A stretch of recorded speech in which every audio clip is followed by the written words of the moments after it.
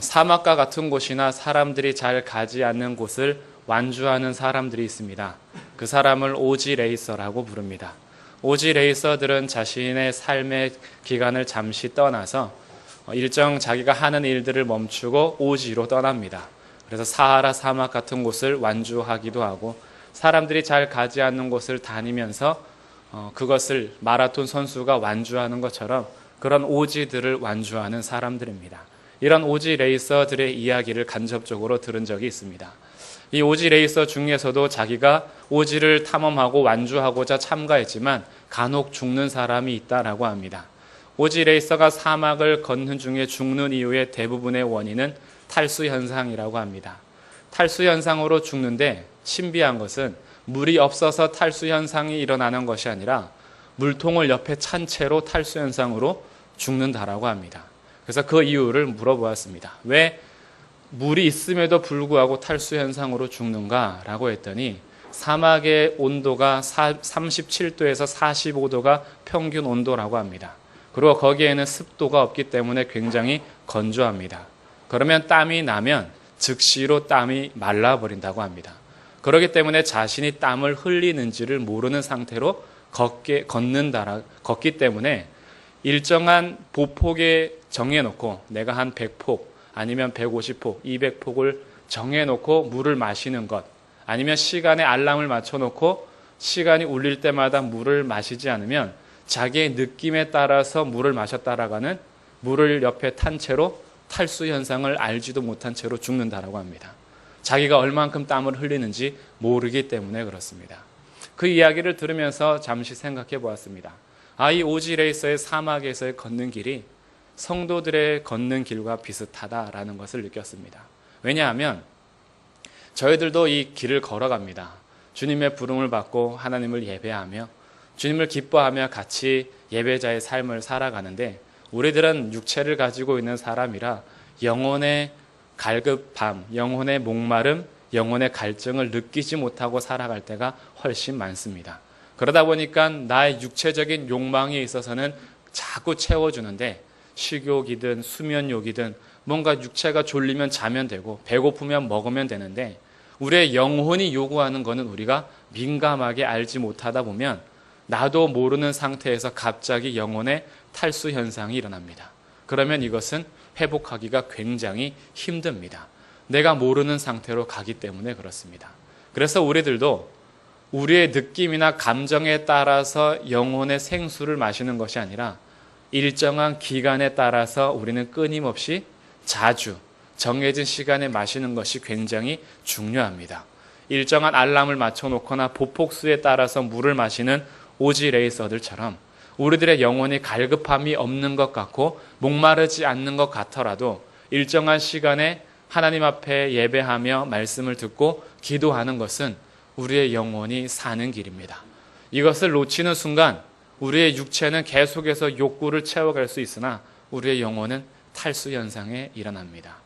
그래서 오늘도 예배를 드리면서 우리가 하나님 앞에 나와 예배를 드릴 때 우리는 정말 온전히 이것을 드리는 것이 맞습니다. 그래서 내가 여기에서 하나님을 섬기며 예배할 때 주님 받아주십시오. 그래서 우리를 드리고 우리의 마음을 드리고 우리의 삶을 드리면서 나가는데 하나님께서는 이런 백성들에게 또 하나님의 은혜를 부어주십니다. 그래서 은혜를 부어주시면서 말씀을 통하여 하나님의 생수의 강을 허락하시는데 문제는 우리가 요구하는 요구에 따라서 하나님의 말씀을 마시느냐 마느냐를 결정할 때가 참 많이 있습니다. 이거는 내가 원하지 않는 말씀이야. 아니면 이 말씀은 나와 무슨 상관인가? 라고 여겨지는 말씀들이 굉장히 많이 있습니다. 우리가 당장 원하는 것은 목마를 때 물보다는 탄산음료를 원합니다. 맛있는 걸 원하는 거죠. 그렇게 탄산음료를 마시기 시작하면 우리의 영혼은 오히려 수분을 빼앗깁니다. 그때 필요한 것은 갈증을 해결해 줄 물이지 우리의 육체적인 맛을 위해서 먹는 탄산음료가 아니기 때문에 그렇습니다. 근데 하나님의 말씀을 하나하나 한 절 한 절 나누다 보면 나와는 상관없는 것 같은 말씀이 있을 때가 있습니다. 그럼에도 불구하고 오늘 예배를 통해서 말씀을 들으시는 것은 일정한 보폭에 따라서 먹는 물과 같습니다. 그렇기 때문에 오늘도 이것이 나하고 무슨 상관이 있는 말씀인가 라는 우리의 마음보다 오늘도 나와 혹시 직접적인 연관은 없는 것처럼 느껴지고 내 감정이나 생각이 나와 상관없는 것처럼 느껴지더라도 우리의 영혼이 먹고 있습니다. 우리 영혼은 말씀을 들어야지만 살기 때문에 그렇습니다. 그래서 저는 오늘도 소망합니다. 오늘도 영혼의 사는 일이 있기를 간절히 소망해 봅니다. 그리고 이 소망은 확신으로 이어집니다. 왜냐하면 하나님의 말씀이 생명이기 때문에 하나님의 말씀을 그대로 전달하면 하나님께서 살려주실 것으로 확신하게 됩니다. 그래서 저의 소망과 확신이 우리의 소망과 확신이 되기를 주님의 이름으로 축복합니다. 저희들은 지금 빌립보서 말씀을 계속 이어서 보고 있습니다. 오늘 본문은 이렇게 디모데와 에바브로디도를 보내는 사건입니다. 지금 이 사건이 이어지기 전에 사도 바울은 복음에 합당한 생활을 해야 된다라고 결정하면서 그들에게 권면한 것이 2장을 시작하며 성도와의 관계와 하나님과의 관계를 설명하고 있었습니다. 그래서 성도들이 같이 한 마음이 되고 같은 사랑을 가지고 나보다 남을 낮게 여기면서 서로를 돌봐야 한다라고 성도와의 관계를 이야기했던 사도 바울은 이제 하나님과의 관계에서 너희가 두렵고 떨림으로 구원을 이뤄가야 한다. 너희가 원망과 시비가 없이 해야 한다. 그리고 나는 나를 전제로 들을지라도 기뻐한다라고 하면서 하나님 안에서의 교회가 얼마나 위대한 공동체인지 얘기해 주었습니다. 이렇게 교회를 통하여서 성도와의 관계 그리고 하나님과의 관계를 설명한 사도 바울은 이제 19절부터 30절에 두 사람을 보내기를 간절히 바라게 됩니다. 이 디모데와 에바브로디도를 보내고자 하는 이유는 교회를 든든히 세우고자 하는데 목적이 있습니다. 왜냐하면 사도 바울은 지금 감옥에 갇혀 있는 상태입니다. 감옥에 갇혀서 빌립보 교회에 대한 소문을 들었습니다. 그러면 예전 같으면 내가 당장 그 교회를 달려가야 하는데 자신은 지금 죄수의 신분으로 감옥에 갇혀 있기 때문에 갈 수가 없습니다. 그러면 그냥 방치해야 되는가? 그렇지 않은 거죠. 보낼 수 있는 사람이 있다면 보내기로 소망하는 겁니다. 그래서 그 첫 번째 사람이 디모데요. 두 번째 사람이 에바브로디도입니다. 아무나 보낼 수는 없었기 때문에 맡길 만한 사람을 찾은 것입니다. 그렇다면 왜 이 디모데와 에바브로디도를 간절히 보내기를 바랬는지 우리 말씀을 한번 자세히 살펴보면서 같이 나누도록 하겠습니다. 19절입니다. 내가 디모데를 속히 너희에게 보내기를 주 안에서 바람은 너희의 사정을 알므로 안위를 받으려 합니다. 디모데를 보내는 목적이 19절에 나옵니다. 내가 디모데를 보내고자 하는 이유는 너희의 사정을 알므로 안위를 받고자 하는 것이 목적입니다. 지금 오늘날의 시대처럼 핸드폰으로 통화를 할 수 있는 시대가 아닙니다. 편지도 우체부 아저씨가 전달해주는 시대도 아닙니다. 편지를 보내고자 하면 누군가가 직접 가야 하는데 비행기로 전달할 수 있는 것도 아니고 자동차가 발달돼서 갈 수 있는 것도 아닙니다. 그러다 보니 서신이 왔다 갔다 하는 시간도 몇 주에서 몇 달이 걸립니다.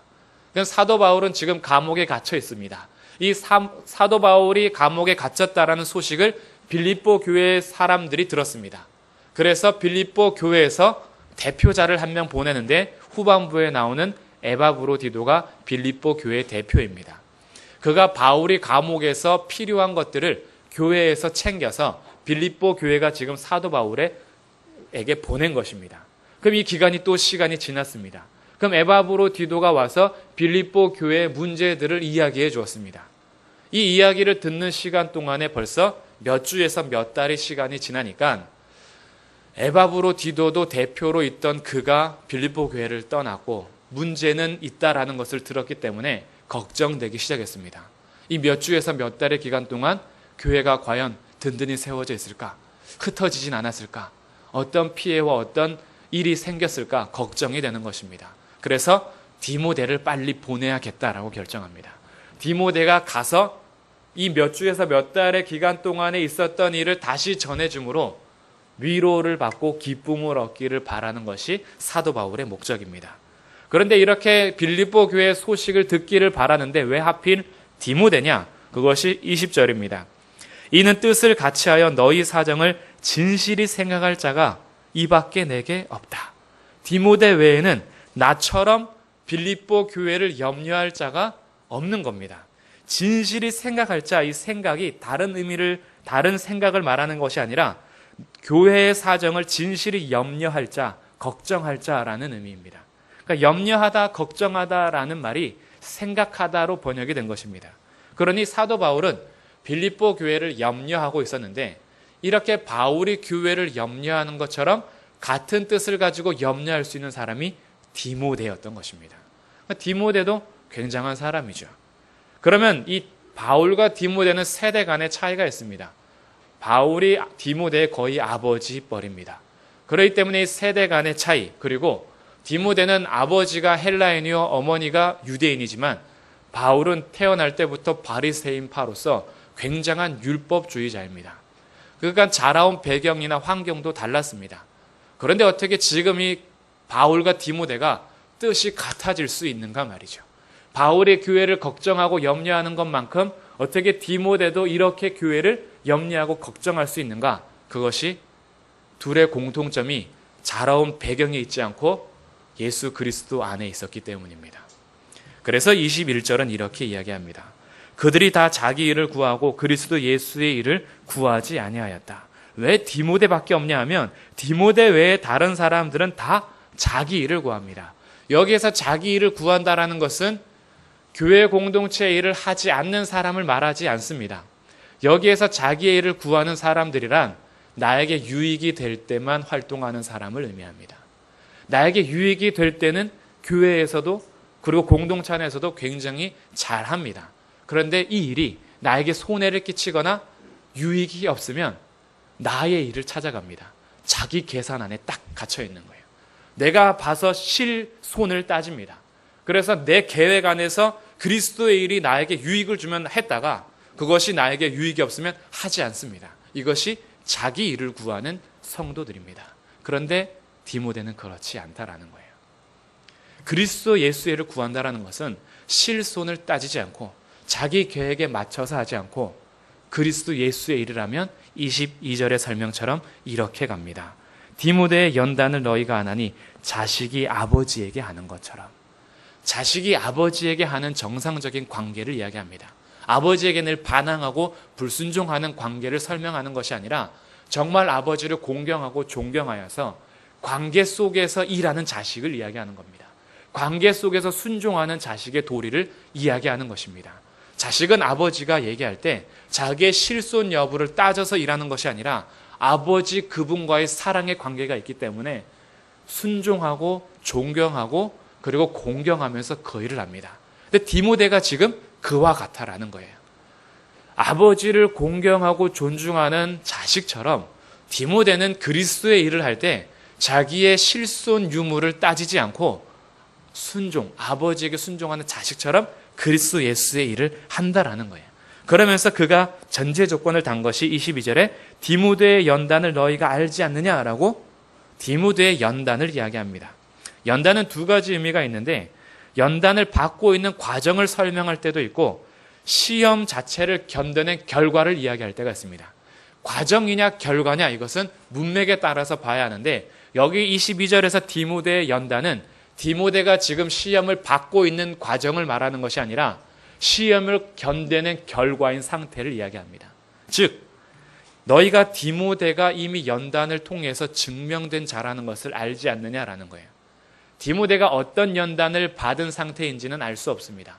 그러나 디모데는 이미 시험을 통과한 자라는 겁니다.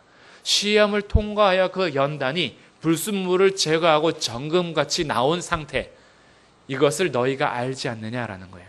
너희가 디모데의 연단을 안 하니 자식이 아버지에게 함같이 이 연단을 통하여서 그에게는 22절 하반절 나와 함께 복음을 위하여 수고한 상태로 나타난 것입니다. 사도 바울이 얼마나 수고하는지에 대해서는 빌립보 교회 성도들이 다 알고 있습니다. 복음을 위해서 죄인이 되었습니다. 복음 때문에 감옥에 갇혔습니다. 복음 때문에 매를 맞았으며 죽음의 위협을 받고 형제들에게서도 미움을 받으면서 지금 바울은 자기의 출세의 길을 완전히 접은 상태에서 오히려 세상에서 손가락질 받는 길을 가고 있습니다. 그런데 디모데를 이렇게 설명하는 겁니다. 그가 나하고 함께 복음에 수고한 자다라는 거죠. 너희가 알지 않느냐? 디모데는 이미 수많은 시험을 거쳐낸 자로서 그는 바울처럼 복음을 위하여서 수고하지 않느냐라는 겁니다.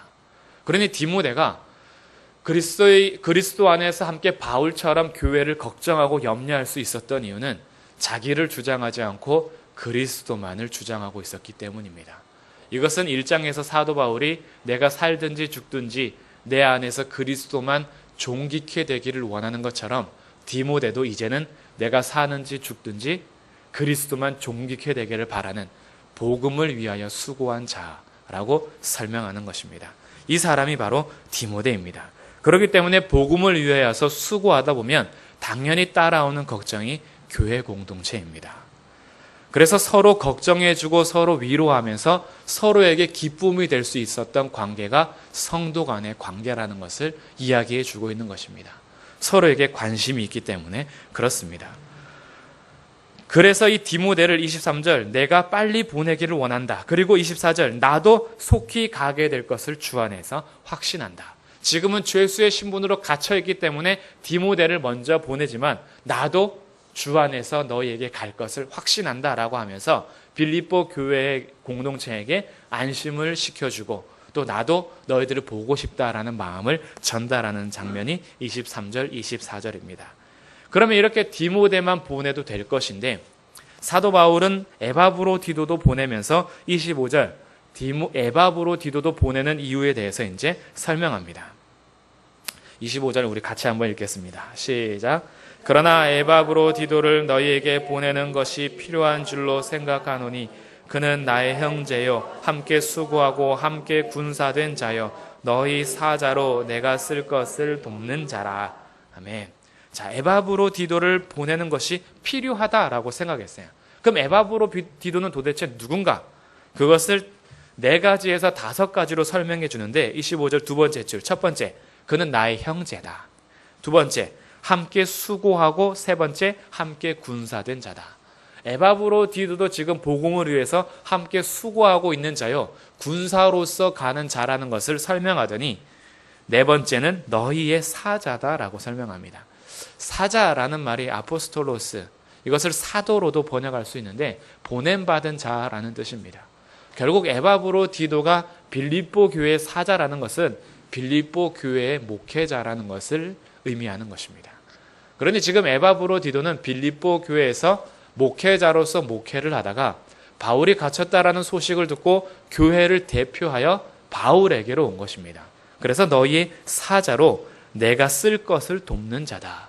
바울에게 필요한 것이 무엇인지 교회 공동체가 같이 결정하여 지금 로마로 보낸 것입니다. 그런데 그를 보내기를 간절히 바라는 이유는 26절 그가 너희 무리를 간절히 사모하고 자기가 병든 것을 너희가 들은 줄 알고 심히 근심하였다. 에바브로디도가 오는 길에 병이 들었습니다. 그리고 와서 수고하면서 병든 상태에서 지나가다가 27절에 보면 병들어 죽게 되었다라고 합니다. 거반 죽게 된 겁니다. 그러니까 이 병이 단순히 그냥 조금 아프다가 만 것이 아니라 죽음의 직전까지 간 병듦을 이야기합니다. 근데 에바브로디도의 근심은 자기가 병들어서 죽게 되었다라는 것이 근심이 아니라 자기가 병들어서 죽게 되었다라는 사실을 빌립보 교회 성도들이 알아버린 것, 이것이 근심인 거예요. 자기가 죽게 된 것은 뭐 괜찮습니다. 언젠간 자기가 죽으니까. 이 땅에서의 삶은 언젠가 끝이 나니까. 복음을 위해서 수고하다가 죽는 것 걱정이 없습니다. 그런데 자기가 병들어 죽게 되었다라는 소식을 빌립보 교회 성도들이 들었다라는 소식을 들은 이후에 이것이 근심이 된 겁니다.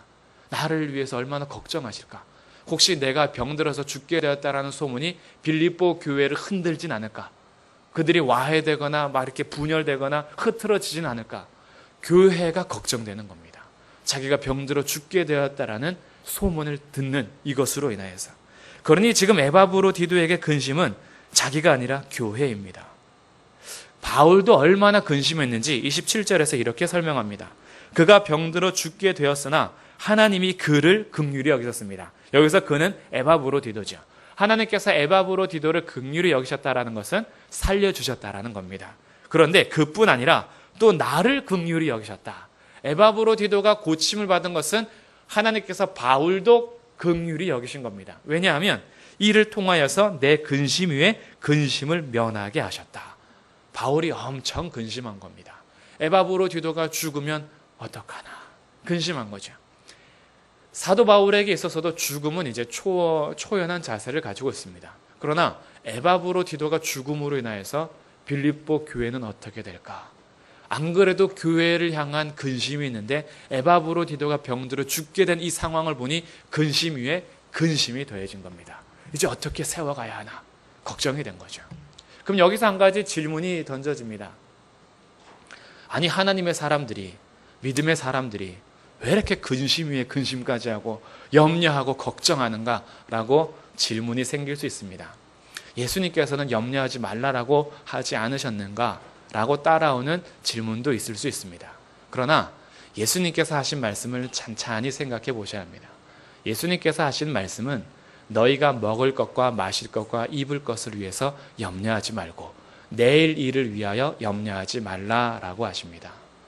하나님의 나라를 위해서, 교회를 위해서 근심하고 염려하는 건 성도의 자세입니다. 자기가 성도이기 때문에 따라오는 근심이 교회를 향한 근심입니다. 오늘도 우리 교회를 위해서 걱정하고 근심이 되신다면 교회를 생각하는 성도들에게서 나오는 거지, 교회에 관심이 없다면 교회 공동체를 위해서 근심할 이유가 없습니다. 그런데 내가 교회를 위해서 이렇게 됐을 때 하나님의 나라는 어떻게 될까? 우리 신문 기사를 보면서 교회 무너지는 소식을 들을 때마다 또 하나님의 명예, 영광이 가려지지 않을까라고 근심하고 걱정하는 건 자신이 성도라는 표지입니다. 사도 바울에게 평생 근심은 교회였습니다. 자기가 죽기 직전까지 걱정했던 것은 교회입니다. 복음의 씨앗이 뿌려지고 열매를 맺혀갈 때 교회가 과연 든든히 설까 평생 근심입니다. 왜냐하면 바울에게 자신의 삶의 끝까지 달려가야 할 목표가 교회를 세우는 것이었기 때문에 그렇습니다. 그래서 하나님의 나라에 대한 걱정, 하나님의 나라에 대한 근심, 교회 공동체를 위한 근심은 믿음의 사람들의 증표입니다. 그런데 세상을 염려하는 것과 차이가 무엇이냐? 교회 공동체를 위해서 염려하고 하나님의 나라를 위해서 근심하는 자들이 따라오는 자세는 한탄하는 것이 아니라 더욱더 수고합니다. 이것이 다른 점입니다. 그냥 걱정하고 근심하고 어떻게 라고 하는 것이 성도의 염려가 아니라 성도가 하나님의 나라를 위해, 교회를 위해 염려하고 근심하면 첫 번째 기도를 합니다. 하나님 앞에 올려드립니다. 그러면서 확신을 합니다. 교회는 주님의 몸된 교회라는 것을 확신합니다. 그리고 사람이 주인이 아니라 하나님이 주인이시라는 확신을 갖게 됩니다. 그러면 내가 할 수 있는 일을 찾아서 수고하기 시작합니다. 그래, 앞일은 모르지만, 내일 일은 모르지만 내가 오늘 해야 할 일을 하자. 내가 오늘 수고할 일을 하자. 이것이 교회와 하나님의 나라에 대한 근심을 가진 자, 성도들의 자세입니다. 그래서 지금 바울이 근심 위에 근심을 하고 있지만 여기에서 한탄하고 있는 것이 아니라 디모데와 에바브로디도를 보내기를 결정하는 것입니다. 감옥에 갇혀있지만 할 수 있는 일을 하는 것입니다. 자기는 갇혀있지만 복음은 갇혀있지 않다라는 것을 확인했기 때문에 교회를 세울 수 있는 일을 하면 편지를 쓰는 것입니다. 열심히 수고하는 것입니다. 내 힘을 다하여 충성하는 것입니다. 그래서 에바브로디도를 보낼 필요가 있다라는 것을 생각합니다. 디모데 교회를 든든히 세우는 일이야 디모데만 해도 괜찮습니다. 그런데 지금 빌립보 교회 성도들은 에바브로디도의 소문을 듣고 굉장히 걱정과 근심이 있기 때문에 회복한 에바브로디도가 그 교회를 방문했을 때의 분위기를 한번 생각해 보십시오. 분명히 죽게 되었다라는 소문이 들려왔는데 그가 건강한 모습으로 활짝 웃으면서 할렐루야 이러고 등장하는 겁니다. 샬롬 이러면서 다시 하나님의 말씀을 전한다라고 생각해 보십시오. 빌립보 교회의 기쁨이 충만해집니다. 야, 하나님이 긍휼히 여기셨구나. 에바브로디도를 긍휼히 여기셨을 뿐 아니라 우리 교회도 긍휼히 여기셨구나. 기쁨이 넘치는 것입니다.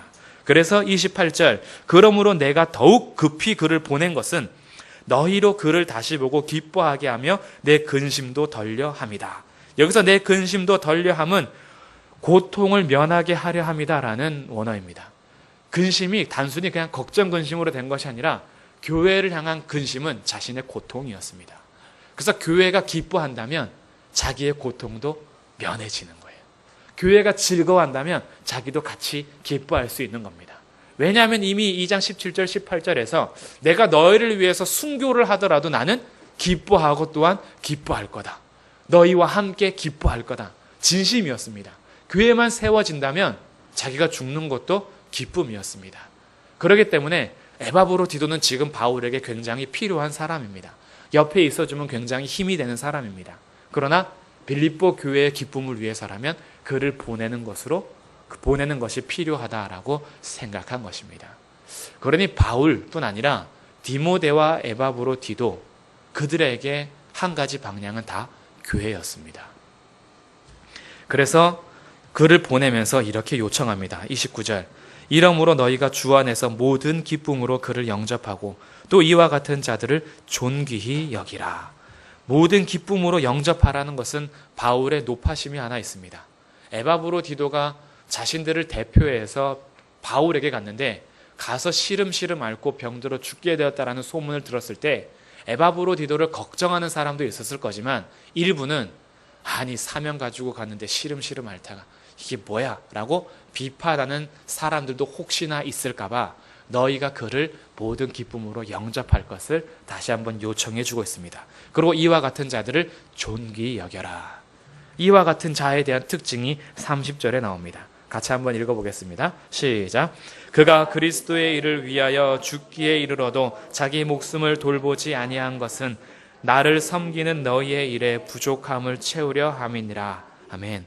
바울이 맨 끝에 나를 섬기는 너희의 일에 부족함을 채우려 한다라는 것은 빌립보 교회가 부족하게 섬겼다라는 것을 의미하는 것이 아닙니다.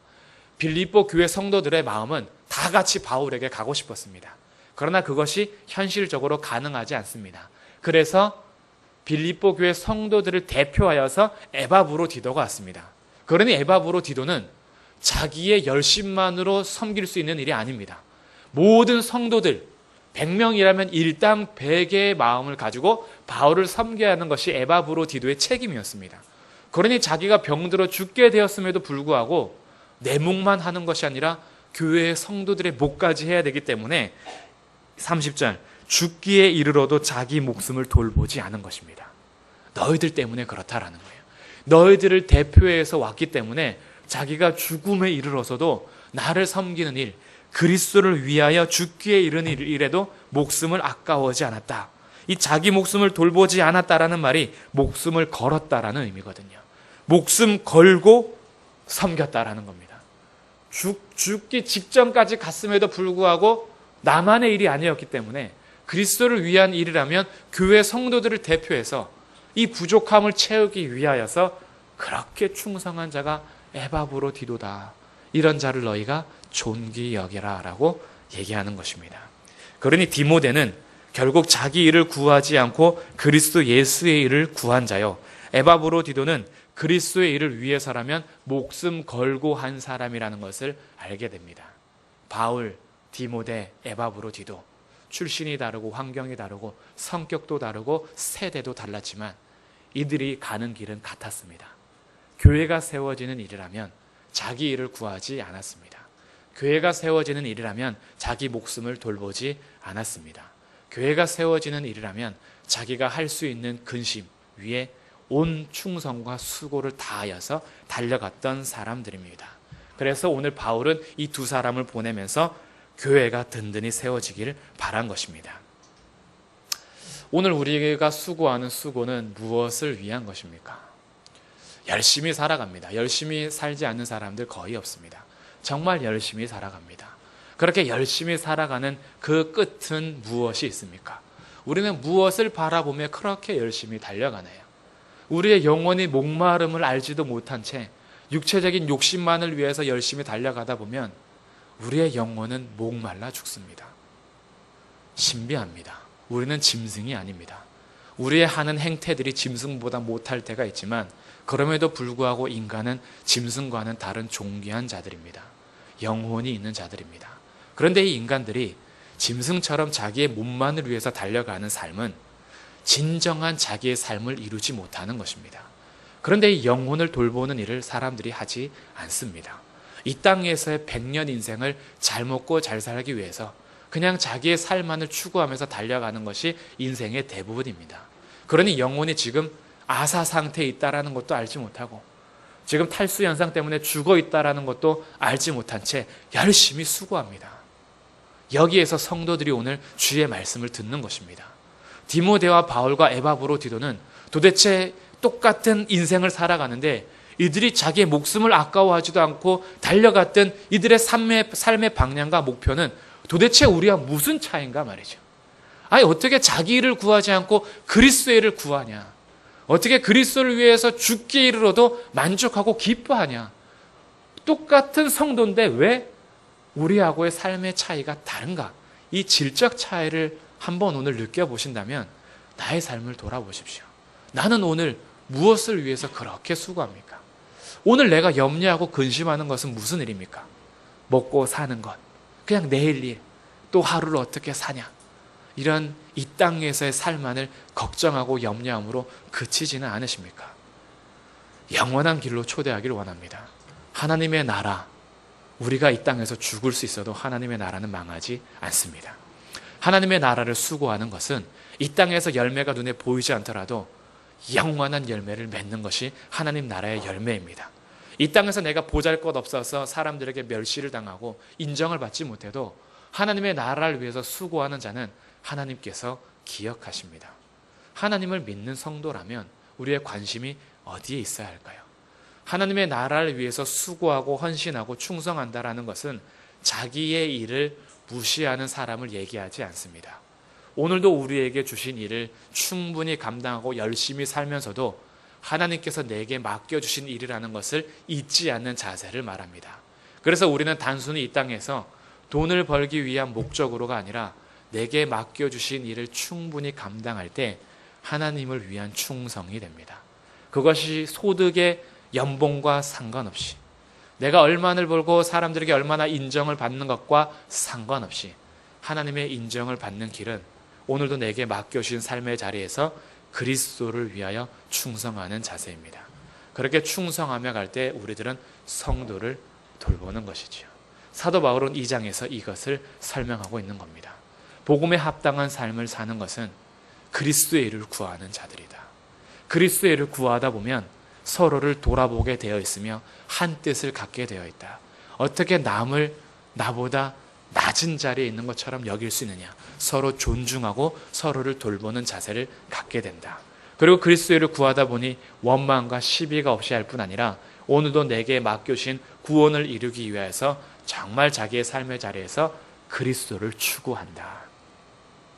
사도 바울이 디모데와 에바브로디도를 보내면서 결국 하고자 하는 말은 오늘 빌립보서를 통해서 여전히 기록된 하나님의 말씀을 듣는 21세기의 성도들에게 영원한 것을 추구하는 진리를 전하는 것입니다.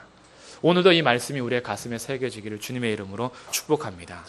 그래서 우리가 함께 한 뜻이 되어서 서로 그리스도 예수의 일을 구하는 디모데처럼 그리스도의 일을 위하여 죽기에 이르러도 자기의 목숨을 돌보지 않은 에바브로디도처럼 서로가 서로에게 위로가 되고 서로를 걱정해주고 서로가 기쁨이 되면서 영원한 하나님의 나라를 함께 걸어가시기를 주님의 이름으로 축복합니다. 기도하겠습니다. 주님 은혜 감사합니다.